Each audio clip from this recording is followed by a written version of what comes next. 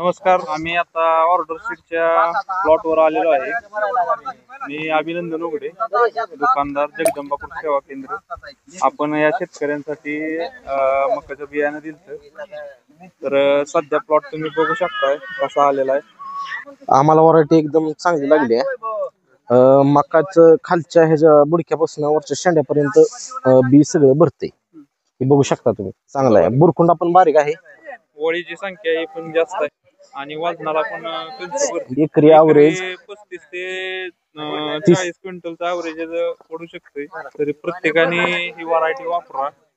बाकी व्हरायटी पेक्षा चांगली आहे.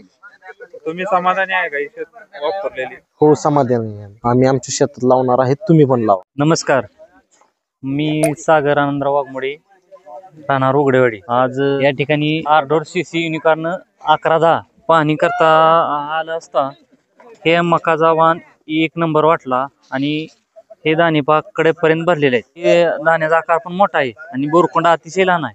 हा वाण इतर वाणापेक्षा एक नंबर वाटला आणि मी ह्याची आता निश्चितपणे लागवड करणार आहे. शेतकरी मित्रांनो, हे कणीस पहा, हे बघा, हे बोरकोंड्याची साईज बघा आणि हे कणसाचे दाणे बघा.